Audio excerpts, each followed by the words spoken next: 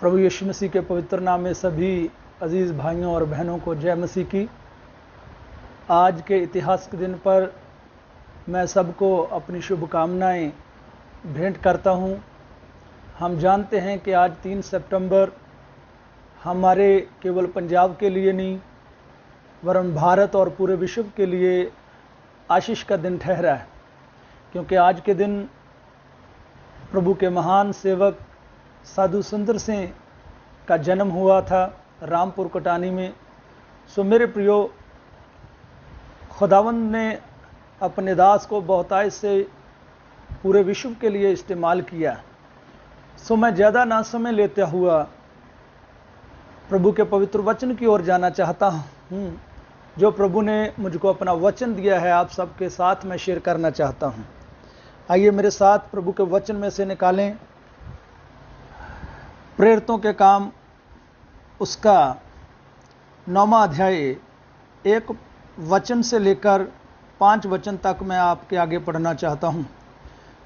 शाऊल जो अब तक प्रभु के चेलों को धमकाने और घात करने की धुन में था, महायाजक के पास गया और उससे दमिश्क के आराधनालयों के नाम पर इस अभिप्राय की चिट्ठियां मांगी कि क्या पुरुष क्या स्त्री जिन्हें वह इस पंथ पर पाएं उन्हें बांधकर यरूशलेम ले आएं।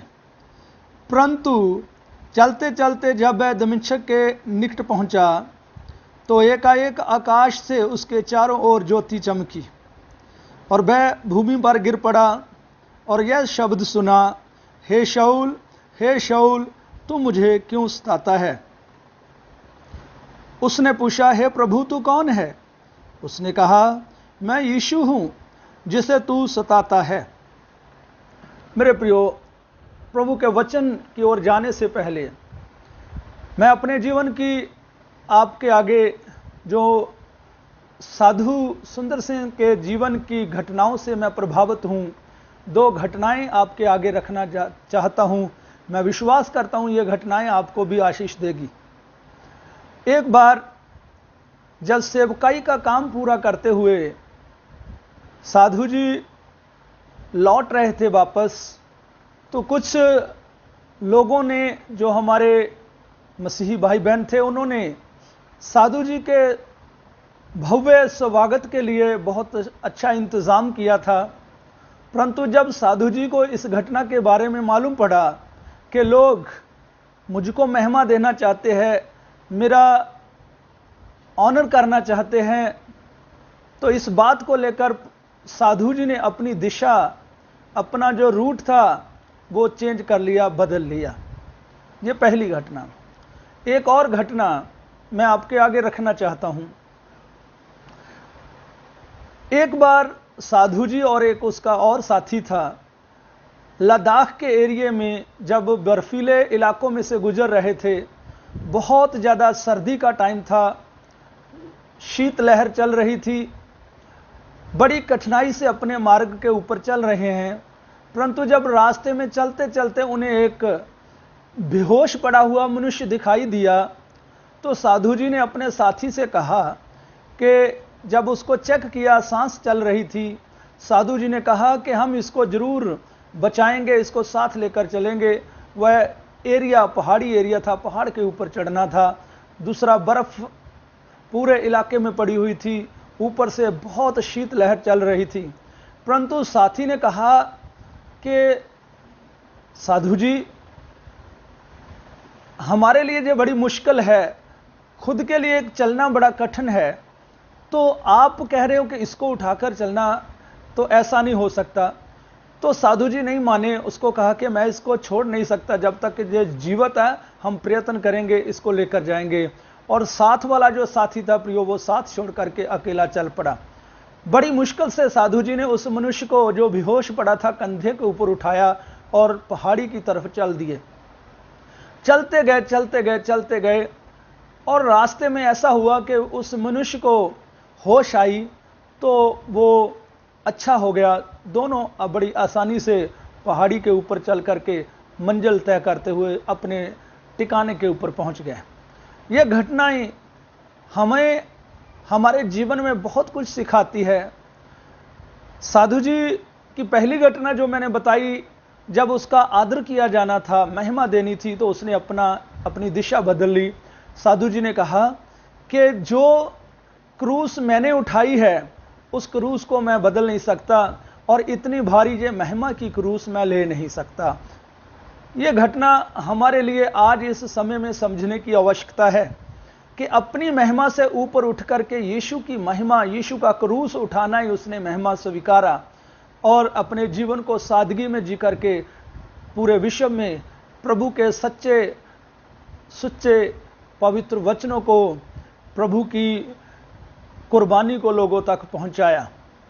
दूसरी घटना, जो साथी छोड़कर चला गया, परंतु साधु जी ने कहा कि मैं इसको छोड़ नहीं सकता। वो क्यों? उस मनुष्य को जो कंधे के ऊपर उठाया उसको होश आ गई, वो भी ठीक हो गया, और साधु जी की सांस भी ठीक हो गई। इसका क्या कारण था?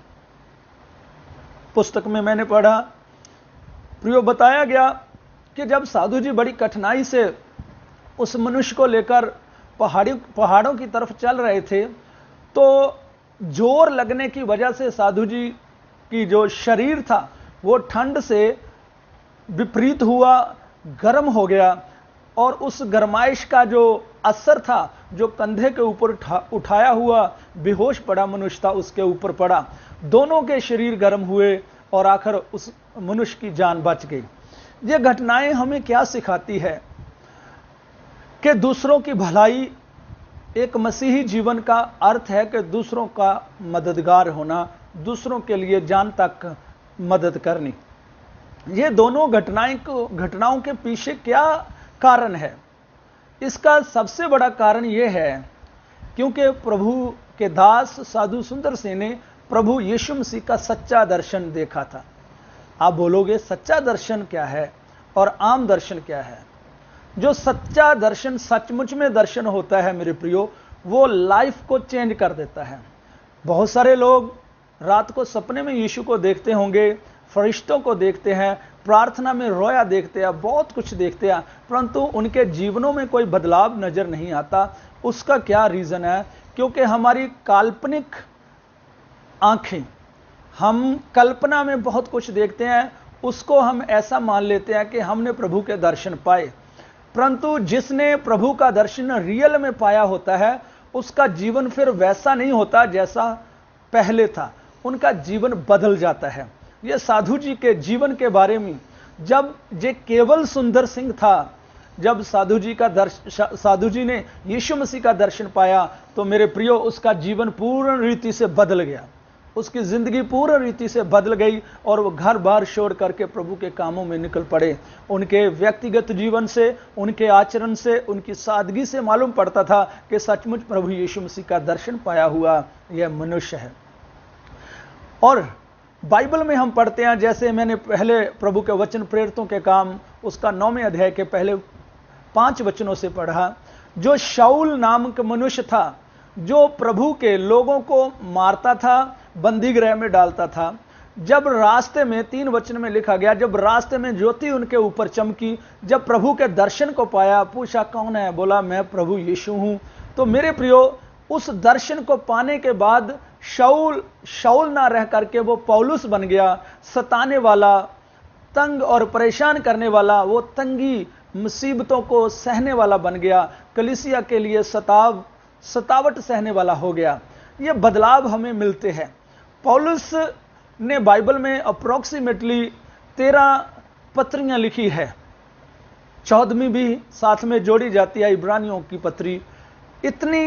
इतनी जो पत्रियां लिखी गई है बाइबल में, ये सारी पत्रियों का एक ही मकसद है, शारीरिकता से आत्मिकता की ओर जाना। ये सारी पत्रियां हमें बताती है मसीह की सिद्धता में कैसे चलना, हमारा जीवन कैसे मसीह में होना चाहिए, आत्मिकता में हम कैसे बढ़ सकते हैं। ये सारे उपदेश हमें पत्रियों में पौलुस प्रभु के दास के द्वारा मिलते हैं, जो पहले शाऊल था। ऐसा उनके जीवन में बदलाव क्यों आया? क्योंकि सच्चा दर्शन पाया था। मेरे प्रियो, मैं आज साधु जी के जन्म के समय में आप सबको जहां शुभकामनाएं, बधाई भेंट करता हूं, वहां पर आपको कहना चाहता हूं मेरे प्रियो भाई और बहनों, हम भी सच्चा दर्शन पा करके प्रभु के आगे बढ़े। हमारा जीवन साधु जी की जीवनी को लेकर, प्रभु यीशु मसीह के जीवन को लेकर के आगे बढ़ना चाहिए, ताकि हम पूरे विश्व, हम पूरे भारत, हम पूरे पंजाब के लिए आशीष का कारण हो। परमेश्वर आप सबको बरकत दे। आने वाला समय आप सबके लिए भला हो। परमेश्वर आपको ब्लेस करे। सबको जय मसीह की।